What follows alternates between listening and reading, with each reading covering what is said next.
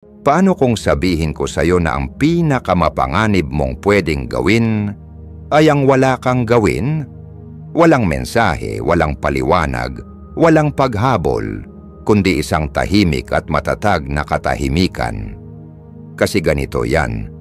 Kapag iniwan ka ng isang babae, kapag hindi ka na niya iginalang o pinaramdam niyang madali kang palitan, may natitrigger na kung anong primal sa loob mo. Yung kirot sa dibdib mo, ego mo yon, kapit na kapit sa kung ano ang akala mong kailangan mo. Pero eto ang totoo, ang mga lalaking stoic hindi naghahabol. Ang mga lalaking stoic nagmamasid. Hinahayaan nilang ipakita ng mga tao kung sino talaga sila. At kapag ipinakita niyang kaya kanyang isantabi, ang tamang tugon ay hindi ang habulin siya, kundi ang tahimik na mawala at mag-level up sa paraang guguluhin siya. Pinili niya yon. Kung iniwan ka man niya para sa iba, nagsawa siya, o inakalang mas maganda ang nasa kabila, wala na yung halaga. Ang mahalaga ngayon ay kung anong gagawin mo sa puwang na iniwan niya. Karamihan sa mga lalaki, sinusubukang punan ang puwang na yon sa pamamagitan ng pagmamakaawa, mga text sa 10 oras ng gabi, o mahahabang emosyonal na mensahe na siya pa mismo ang nagsi-screenshot at ipinapadala sa mga kaibigan niya. Pero hindi ikaw, hindi na ngayon. Nandito ka dahil handa ka nang maging isang bagay na hindi niya inasahan, isang lalaking hindi natitinag, hindi nagre-react, at kayang gawing lakas ang sakit ng pagkabigo. Kapag nanahimik ka, kapag hindi mo na pinapakain ang ego niya, unti-unting lumalamig ang validation machine niya. Sa simula mararamdaman niya ang ginhawa, pagkatapos pagkabagot, sunod, pag-usisa, hanggang sa tuluyang dumating ang pagsisisi. Ganyan ang ikot, pero ikaw, hindi mo na yon pinapanood. Abala ka, may ginagawa ka, may binubuo ka, may nilalago ka. Kailangan mong tandaan, ang katahimikan mo ay hindi kahinaan, isa itong uri ng digmaan. Pinipilit nitong harapin ng babae ang sariling konsensya, sariling desisyon, at ang eko ng pagkawala mo. At maniwala ka, kapag hindi ka na nagpaparamdam, kapag hindi na lumalabas ang pangalan mo sa screen niya, kapag hindi ka na umiikot sa mundo niya, doon nagbabago ang lahat. Hindi para sa kanya, kundi para sa'yo. Doon ka nagiging delikado. Kung sawa ka ng maging backup plan, kung handa ka ng hayaan ng katahimikan ng magsalita para sa'yo, i-like mo ang video na to. Mag-subscribe ka, i-turn on ang notifications, at mag-comment sa baba. She lost access, not value. Simulan na natin. Ang katahimikan ay isang sandata, hindi kahinaan. Hindi ito pag-atras, at lalong hindi ito pagsuko, ito'y kawastuhan. Kapag tumigil ka sa pagsasalita, sa paghabol, at sa pagpapaliwanag, nagiging armas mo ang pagkawala. Ang katahimikang yan ay hindi lang kawalan ng ingay. Ito ay presensya ng kapangyarihan. Sa sandaling pinili mong hindi tumugon, ay siya ring sandaling itinigil mong ibuhos ang lakas mo sa taong hindi naman karapat-dapat. Tandaan mo ito. Mas kinatatakutan ng mga tao ang katahimikan kaysa galit. Ang galit ay koneksyon pa rin. Ang pagmamakaawa ay koneksyon pa rin. Kahit ang sakit na binibigkas ay nagbibigay pa rin ng atensyon. Isang bagay na pwedeng pagsimulan ng kapangyarihan. Pero ang katahimikan, gutom iyon sa emosyon. At ang gutom na emosyonal na ito, yan ang pumipilit sa isang tao na magnilay sa paraang hindi kayang gawin ng kahit anong ingay. Inaasahan niyang magre-react ka. Inaasahan niyang sasabog ka. Pero sa halip, nagyelo ka. At ngayon, paulit-ulit na niyang binabalikan sa isip ang mga nangyari, tinatanong ang sarili kung siya ba'y sumobra. Bakit hindi siya tumatawag? Bakit hindi niya tinitingnan ang mga story ko? Bakit bigla siyang nawala? Ganyan ang lakas ng katahimikan. Binabaligtad nito ang sitwasyon nang hindi mo kailangang magsalita.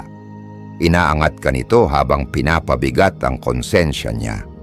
Ngayon, siya na ang nagtatanong ng halaga niya. Pero hindi mo siya inighost para saktan siya. Inighost mo ang dating bersyon ng sarili mong masyadong nangangailangan sa kanya. Tapos ka na sa pakikipag-usap sa mga taong lumalapit lang para kumuha, hindi magbigay. Hindi ka na available, hindi ka na predictable. At kapag naging unpredictable ka, doon ka nagiging hindi malilimutan. Ang lalaking stoic ay hindi naghahanap ng validation. Hindi niya basta ibinibigay ang emosyonal na susi sa taong isinara ang pinto sa mukha niya. Hindi siya naghahabol, nagmamasid siya. At sa pagmamasid na yon, tahimik niyang sinasabi sa sarili, "Dito na ako aalis," hindi dahil galit siya, kundi dahil ayaw na niyang mamalimos ng tira-tira kapag alam niyang siya mismo ang handaang pagkain. Ang katahimikan ay hindi kahinaan. Ang kahinaan ay ang paulit-ulit mong pagpapaliwanag ng halaga mo sa taong ayaw ka naman talagang intindihin. Ang kahinaan ay ang magsalita lang para marinig, pero ang katahimikan, pinaparamdam nito, pinapaisip nito. At darating ang araw kapag natahimik na ang ego niya at nagsimula na siyang makipag-usap sa sarili niya, sa kanya marirealize, ang pinakamalakas mong sinabi ay yung wala kang sinabi. Pangalawa, huwag kang habol ng habol. Hayaan mo siyang harapin ang gulong siya mismo ang gumawa. Siya ang umalis, siya ang naglaro, siya ang nawalan ng respeto sa iyo. At ang unang reaksyon mo, habulin, ayusin, patunayan ni karapat-dapat kang ipaglaban. Ganyan ka pinalaki, di ba? Pero ang paghabol sa kanya ay lalo lang nagpapalakas sa ilusyon niyang hawak niya ang kapangyarihan. Parang sinasabi mong kaya kanyang saktan, iwan, at babalik ka pa ring gumagapang. Hindi na. Tapos na yon. Hindi mo hinahabol ang mga taong nagsimula ng sunog at inaasahan kang magwalis ng abo. Hayaan mong upuan niya ang gulong, siya ang may gawa.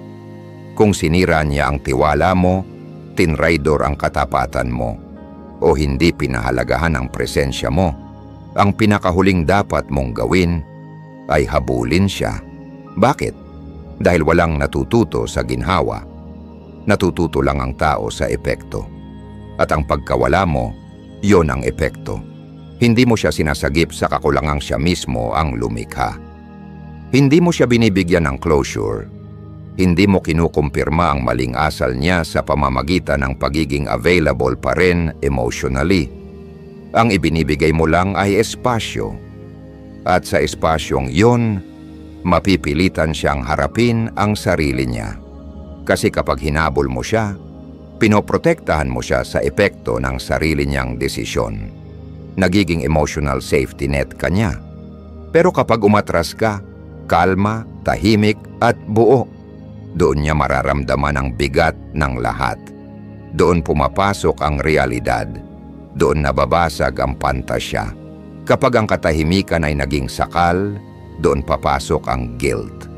At doon na niya sisimulang itanong, may nawala ba akong hindi na maibabalik? Hindi mo lang siya tinuturuan. Binabalik mo ang sarili mong dangal. Hindi ka therapy center para sa mga taong laging naghahanap ng pansin. Hindi ka proyekto na kailangan niyang ayusin. Isa kang lalaking may pamantayan. At sa sandaling nilabag niya ang mga yon, nawala rin ang karapatan niyang makasama ka. Hindi yon kalupitan, yon ay kalinawan. Hindi mo siya pinarurusahan, inuuna mo lang ang sarili mo. At ito ang katotohanang hindi naiintindihan ng karamihan sa mga lalaki. Ang distansya mo ay salamin na nagpapakita ng pagkasira niya. Kung hindi niya kayang tiisin ang katahimikan, problema niya yon. Kung nagsimula siyang magsisi, mabaliw o mag-reach out, boses na ng sarili niyang sakit yon, hindi mo na responsibilidad. Manatili ka lang, tahimik, di gumagalaw. Hayaan mong maupo siya sa mismong kaguluhang siya ang may gawa. dahil doon matatagpuan ang tunay na leksyon. Pangatlo, ang sakit ay iyong gatilyo, hindi iyong sumpa. Ang sakit ay hindi kaaway, ito ang gasolina. Ito ang alarm clock na gumigising sa iyo mula sa isang panaginip, ang heartbreak, ang pagtataksil, ang katahimikan mula sa taong dati halos araw-araw nagpaparamdam sa iyo. Oo, masakit, pero ang hapdi na yon ay parang hurno. Pwede kang matunaw o pwede mo itong gamitin para buuin ang sarili mong mas matatag kaysa sa inaakala niya. Karamihan sa mga lalaki, pilit pinapamanhid ang sakit. Iniinom nila ito, isinswipe palayo, o dinadaan sa pansamantalang katawan at mababaw na kasiyahan. Pero ang lalaking stoic, hindi niya tinatakasan ang sakit. Inuupuan niya ito, inaaral niya ito, hinahasa niya ang sarili gamit ito. Dahil ang sakit, yung totoo, malalim at parang pinupunit ang puso, yun ang pinakamatinding guro. Ibinubunyag nito ang mga bagay na dati mong piniling balewalain. Ipinapakita nito kung kanino mo ibinigay ang sobra mong sarili. At kapag naramdaman mo ito ng buo, hindi mo na muling ibibigay ang ganoong access sa sinumang hindi karapat-dapat. Ito na ang punto ng pagbabago. Dito ka titigil sa pagtatanong na, bakit nangyari ito sa akin? At sisimulan mo nang itanong, ano ang gustong ituro nito sa akin? Ang pagiging stoic ay hindi pag-aastang ayos lang ang lahat. Ito ay ang pagkaunawa na wala sa labas mo. Hindi ang pagmamahal niya, hindi ang validation niya, hindi ang atensyon niya, ang kayang magtakda ng panloob mong halaga. Ang sakit ay hindi sumisira sa isang stoic. Ibinubunyag nito kung sino siya. Itinutulak siya sa apoy, kaya hindi para basagin, kundi para patibayin. Akala niya, babagsak ka.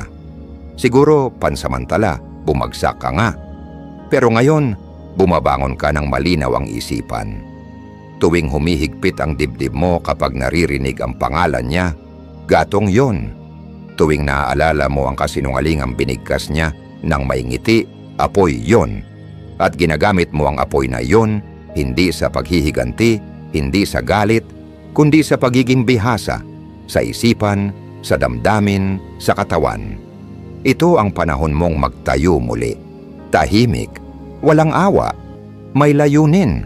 Huwag mong sayangin ang sakit mo sa pagsubok na maging muli ang lalaking dati bago mo siya nakilala. Ang lalaking yon ay bulag sa mga pulang bandila.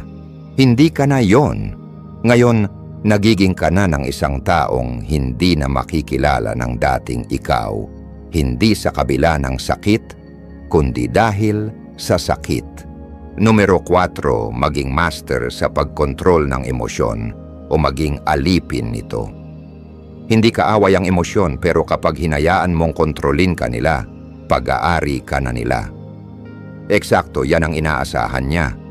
Na magulo ka, na magalit ka, na sumabog ka sa isang kahabag-habag na halo ng galit at pagkadismaya. Kasi kapag nag-react ka ng emosyonal, siya ang panalo. Masasabi niyang, tingnan mo, mahina siya, hindi siya matatag. Mas kailangan niya ako kaysa kailanman na kailangan ko siya. Hindi mo siya bibigyan ng ganoong kasiyahan. Hindi itinatanggi ng isang stoiko ang kanyang emosyon, kinokontrol niya ito. Maaring maramdaman mo ang galit, ang kalituhan, ang sakit ng puso, pero hindi mo ito hahayaan na lumabas sa paraang magagamit laban sa iyo. Kinokontrol mo ito parang sandata na nakaimbak pa.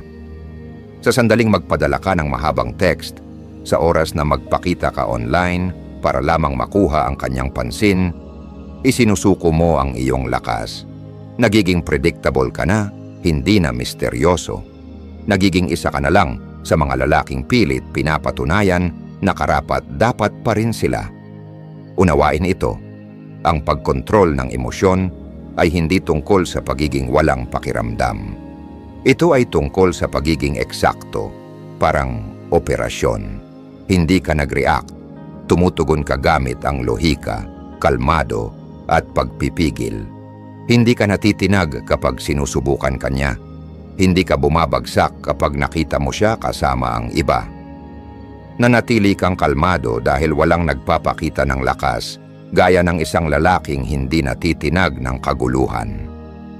Gusto niyang paniwalaan na emosyonal kang wasak, na binabantayan mo ang mga kwento niya, na pinag-uusapan mo siya sa mga kaibigan, na may pakialam ka pa rin. Pero kapag naging malamig ka, kapag nag-move on ka nang hindi ipinapakita, doon nagsisimulang mabali ang kanyang ego. Napagtatanto niyang wala na siya sa isip mo. Hindi na siya mahalaga. At yan ang tunay na digma ang emosyonal sa pinakamaganda nitong anyo. Hindi mo kontrolado kung ano ang ginawa niya, pero kontrolado mo kung paano ka tutugon. Iyan ang iyong labanan, hindi ang mga DMs niya, hindi ang bago niyang kasama, kundi ang iyong isipan. At kapag natalo ka doon, talo ka saan man. Numero 5, ang paglayo ang nagpapalakas sa iyo. Sa sandaling maglayo ka, nagiging banta ka. Hindi dahil gusto mo siyang saktan, kundi dahil tuluyan mo nang hindi kailanganin siya. Hinugot mo na ang iyong pagpapahalaga mula sa kanyang atensyon. Pinatay mo ang emosyonal na ATM na walang sawang nagbibigay ng pagmamahal, pagkilala, at pagpapatawad ng walang kapalit. Kapag nangyari siyan, nagiging unpredictable ka. At walang mas delikado kaysa sa isang lalaking hindi na nagre-react, hindi na naghahabol, at hindi na nagmamalasakit. Ang paglayo ay hindi pagka-bitter. Ito ay kalinawan. Pagkakaintindi na walang halaga ang anumang pagsisikap kung ang isang tao ay desididong hindi makita ang iyong halaga. Pagtanggap na hindi lahat ng koneksyon ay pangmatagalan at karamihan ay para lang magturo. At ang natutunan mo sa isa na ito, gaano kadaling itapon ng tao ang mga bagay na kanilang inaasahan na palaging nandyan. Akala niya palagi kang naroon, na hindi ka alis, naiikot ka sa mundo niya, na parang naliligaw na satellite. Hindi. Pinutol mo ang tali at lumutang ka papunta sa sariling kalawakan mo. Kapag hindi na niya mahulaan ang mga galaw mo, mas lalo siyang nagbabantay. Sinusubaybayan niya ang iyong katahimikan. Tinitingnan niya ang iyong page para makita kung ano ang ginagawa mo, sino ang kasama mo, paano ka ngumingiti nang wala siya. At ito ang kumakain sa kanya ng buhay, kasi ang bersyon mo na naghahabol dati ay patay na. Sa kanyang lugar ay isang lalaking hindi nanghihingi, hindi nagpapaliwanag, at hindi naghihintay. Iyan ang paglayo, hindi lamig ng damdamin, kundi kontrol. Hindi pagsara ng emosyon, kundi pag-angat. Nararamdaman mo ang lahat, pero wala kang sinasakop. Mula sa kalagayang iyon, hindi ka na malilinlang. Hindi ka na mapapahiya, hindi ka na mahuhuli sa bitag, at hindi na niya magagamit ang paulit-ulit niyang mga laro na dati epektibo. Naitaas mo na ang antas mo na lagpas sa abot niya. Pinipilit nito siyang tingnan ang sarili niya marahil sa unang pagkakataon. At ito ang twist. Kapag bumalik siya, hindi dahil ikaw ang naghabol, dahil hindi ka naghabol, dahil pinayagan mo siyang umalis nang hindi natitinag, dahil naging hindi mo na siya maaabot. Iyan ang klase ng katahimikan na nakakatakot. Numero 6, darating ang kanyang pagkakasala, pero kung magtatagal ka ng wala. Ito ang matapang na katotohanan. Hindi agad lumalabas ang pagkakasala. Sa simula, malaya siyang pakiramdam, hindi apektado, empowered. Maari pa siyang mag-post ng mga litrato na may peking ngiti, sinusubukang patunayan na maayos siya kahit wala ka. Pero huwag kang magpaloko sa balat ng kanyang mukha. Mabagal ang pagkakasala.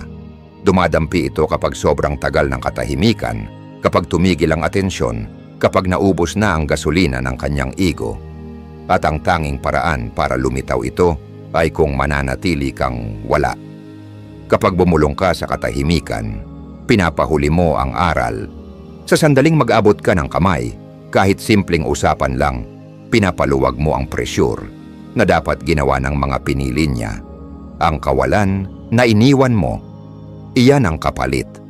At kung babalik ka ng masyadong maaga, ninanakaw mo ang sandali na ma-realize niya ang tunay na nawala sa kanya. Huwag gawin yan. Huwag mong putulin ang bagyong siya mismo ang gumawa. Hayaan mong umulan. Kailangan niyang maramdaman ang pagkawala mo. Hindi isang araw lang, hindi isang linggo lang, kundi sapat na tagal para magbago ito mula sa kapayapaan tungo sa pagkabalisa at pagsisisi. Diyan lang papasok ang pagkakasala. At kapag dumating na iyon, hindi ito magiging mahinahon. Tatama ito sa gitna ng tahimik na sandali na walang nakakakita. Kapag tumunog ang telepono niya, pero hindi ang pangalan mo ang lumabas. Kapag naalala niya kung paano mo siya tiningnan, sinuportahan, pinaniwalaan, at ngayon wala ka na. Hindi galit, hindi mapait, basta wala ka na. Iyan ang kakaibang tama dahil hindi mo siya pinasabog ng text, hindi ka nanalangin, hindi ka naghahabol, na wala ka na may dangal. Habang mas tumatagal kang wala, mas pinupuno ng imahinasyon niya ang mga blangkong parte. Nakalimutan na ba niya ako? May iba na ba siya? Nagkamali ba ako sa pagpapahalaga sa kanya? Iyan ang pagkakasala. Iyan ang pumapalit sa ego kapag nirerespeto ang katahimikan. Huwag putulin ang katahimikan para makakuha ng closure.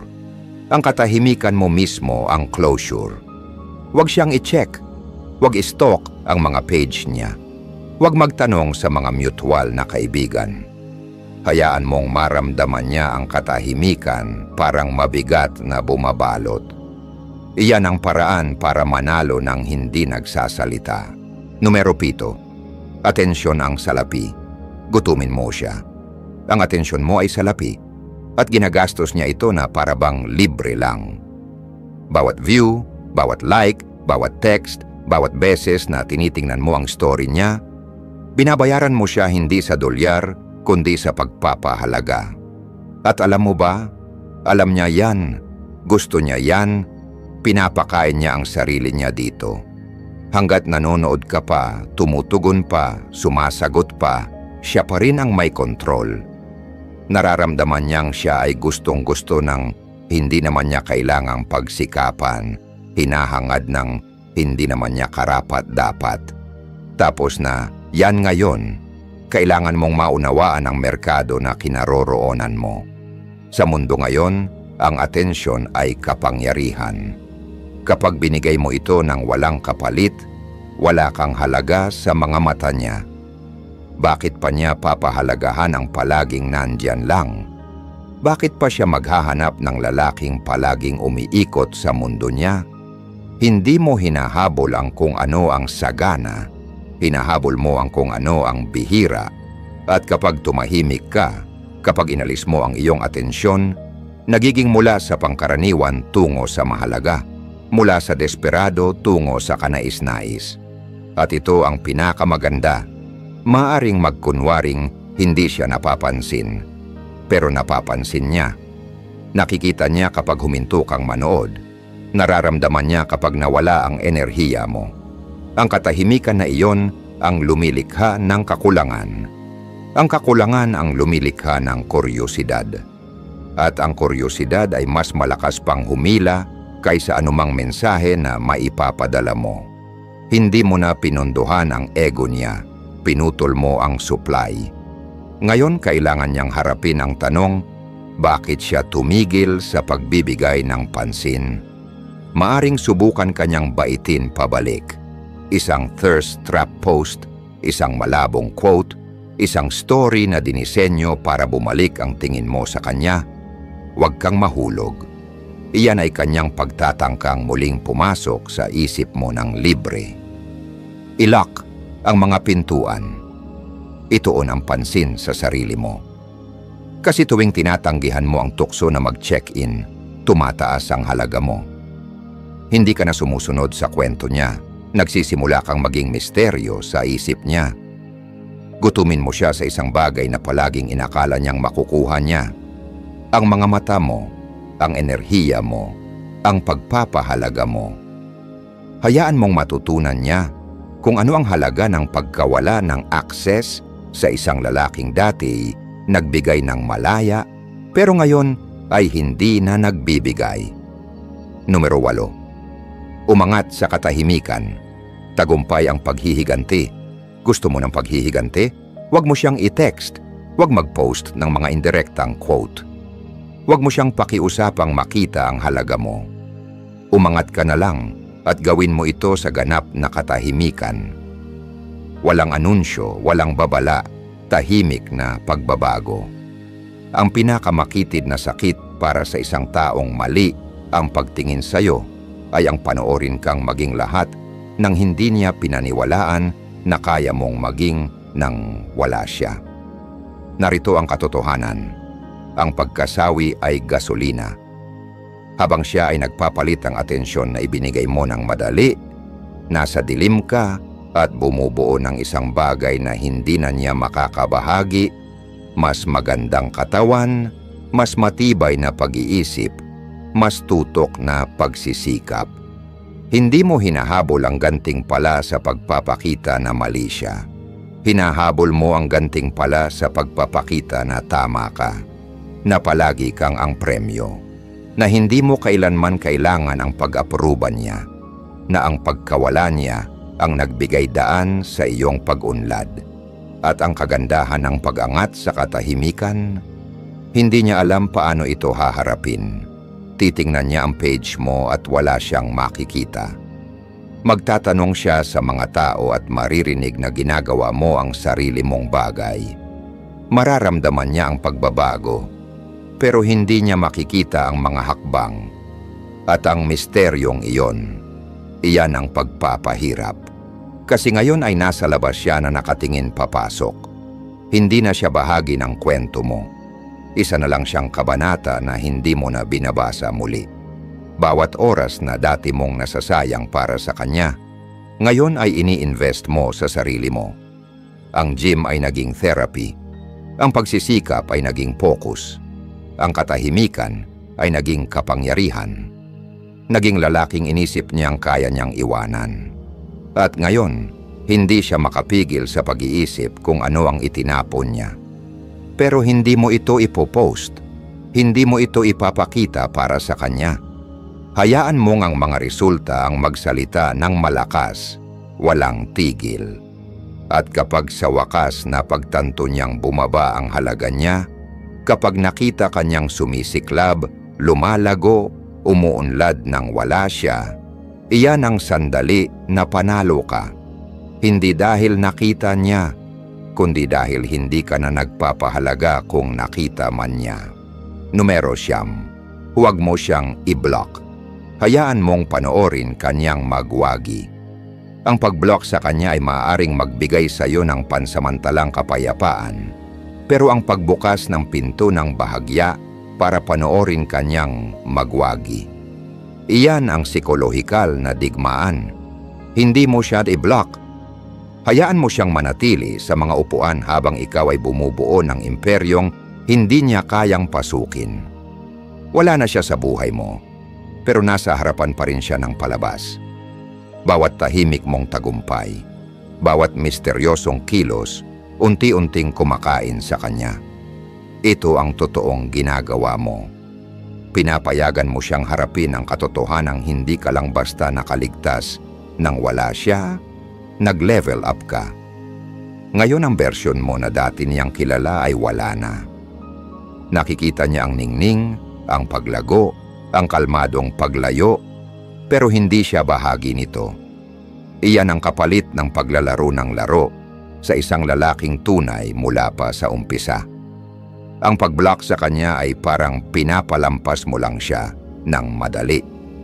Pinapahintulutan mo siyang isipin na may sama ka ng loob, na mahal mo pa siya. Pero kapag bahagyang bukas ang digital na pinto, walang komunikasyon, walang emosyon, puro katahimikan lang. Pinipilit mo siyang harapin ang katahimikan tuwing magche-check siya. Walang sagot, walang reaksyon, ikaw lang ay patuloy na umuunlad. Hindi ito pagiging petty. Ito ay makataong hustisya. Mag-scroll siya at makikita kanyang fit na fit. Mas maayos ka na, napapaligiran ng mga taong nire-respeto ka. Makikita niya na hindi ka nasira sa pagkawala niya, lumaya ka. At ang pinaka nakakatakot, hindi mo kailangang magsalita ng isang salita. Ang misteryo na iyan, ang katahimikan na iyon, iyan ang iyong kalamangan. Hayaan mo siyang mag-isip. Hayaan mong sobra-sobra ang pag-iisip niya. Hayaan mong madismaya siya nang huli na ang lalaking minsang naglaan ng oras para sa kanya ay naging lalaking hindi na niya maabot. Tandaan, hindi ito tungkol sa pananakit sa kanya. Ito ay tungkol sa pagpapakita sa sarili mo na hindi mo kailangang burahin ang isang tao para umangat lampas sa kanya. Hindi ka mapanira, nakatuon ka, hindi ka na matitinag, at yan ang eksaktong hindi niya inaasahan. Numero 10, ikaw pa lang ang premyo mula pa noon. Ito ang hindi sinabi sa iyo nang umalis siya. Hindi ka niya sinira, inilahad ka niya. Inilahad ang mga bahagi mo na kailangan pa ng pagpapatunay. Ang mga bahagi na nagdududa sa halaga mo, ang mga bahagi na handang lumiit para lamang mahalin. Ngayon nakalmado na ang lahat, nawala na ang ingay, isang katotohanan ang nanatili. Ikaw pa lang ang premyo mula pa noon. Hindi siya umalis sa isang walang kwenta. Iniwan niya ang isang lalaking hindi pa ganap na nakikita ang halaga niya. Pero ang pagkasawi ang naging gising mo, at ngayon malinaw na malinaw sa iyo. Ikaw ang lalaking lumabas, nanatiling tapat, nagsumikap, tumingin sa kanya bilang higit pa sa panandalian. At siya ang umalis mula diyan. Hindi dahil hindi ka sapat, kundi dahil hindi siya handa para sa isang sapat. Isipin mo yan, siya ang nawala sa iyo, hindi ikaw sa kanya. Binigyan mo siya ng pagkakataon sa totoong pag-ibig. Pinalitan niya iyon ng ilusyon ng mas mabuti. Ngayon na tumahimik ka, umangat, at lumayo, sa wakas nakita niya ang tunay na meron siya. Pero huli na, nalampasan mo na siya. Nabawi mo ang kapangyarihan mo. Hindi mo na hinahanap ang closure, ikaw ang embodiment nito. Hindi mo na hinahabol ang kapayapaan, ikaw ang kapayapaan. Hindi ka na ang lalaking iniwan niya, ikaw ang bersyong hindi na niya masaktan kailanman. Hindi na ito tungkol sa kanya lamang, ito ay tungkol sa bawat oras na nagduda ka sa sarili mo. Bawat sandali na inisip mong kailangan mo ng iba para maging buo. Bawat gabi na nakatitig ka sa telepono mo na naghihintay ng mensaheng hindi dumating. Lahat ng iyan, iyan ang gasolina mo. Iyan ang bumuo sa lalaking ikaw ngayon. At ang lalaking iyon ay hindi naghahabol. Siya ay pumipili, siya ang nangunguna. Siya ang nagpapasya kung sino ang karapat-dapat pumasok at sino ang mananatiling nakasara. Hindi ka kailanman ang opsyon, ikaw ang pamantayan. Nang tumigil ka sa pagmamakaawa ng pag-ibig at nagsimulang buhayin ito sa sarili mo, nagbago ang lahat. Naging bagyo ka, naging kalmado, naging premyo, lahat ng sabay. Nakatawid ka sa dulo. At kung narito ka pa, ibig sabihin may nag-click in sa'yo. Hindi ka na nandito para gumanap bilang mabait na lalaki. Hindi ka na nandito para magmakaawa sa kaunting pagmamahal. Nandito ka dahil may sumabog sa loob mo. Hindi sa mahina, emosyonal na paraan, kundi sa walang awa at matutok na paraan. Ang lalaking dati ay nawala na, at ang lalaking nagiging ikaw, hindi mapipigilan. Hindi lang ito isang video, ito ay isang blueprint, isang pahayag, isang gising para sa bawat lalaki na patuloy na nagche-check sa telepono, umaasang babalik siya. Tigilan mo na. Nagkaroon siya ng pagkakataon. Nagdesisyon na siya. Ngayon ikaw naman ang gumawa ng desisyon mo. Patuloy ka pa bang hahabulin ng mga multo? O aangat ka ng sobra sa alaala niya? na hindi na niya maabot ang lalaking nagawa mong maging, hayaan mo siyang mag-isip. Hayaan mo siyang maupo sa katahimikan. Hayaan mo siyang mag-scroll sa buhay na hindi na niya ma-access. Habang siya ay natigil sa nakaraan, ikaw ay umuusad sa isang hinaharap na wala siya. Walang sama ng loob, walang paghihiganti, puro disiplina, paglago, at kumpletong kontrol sa emosyon. Yan ang stoicism sa aksyon. Yan ang mastery ng dark psychology. Yan ang pagpili mo ng kapangyarihan kaysa sakit, presensya kaysa pagkabaliw, layunin kaysa mga taong hindi nakita ang halaga mo. Kaya, kung handa ka nang isara ng tuluyan ang kabanatang iyon, hindi lang sa isip mo, kundi sa mga gawi mo, sa focus mo, sa buong buhay mo. Ito na ang sandali. Pindutin mo ang like button, mag-subscribe, i-turn on ang notifications, at mag-comment sa ibaba ngayon din. Dito nagtatapos ang paghahabol. This is Marcus Aurelius Tagalog.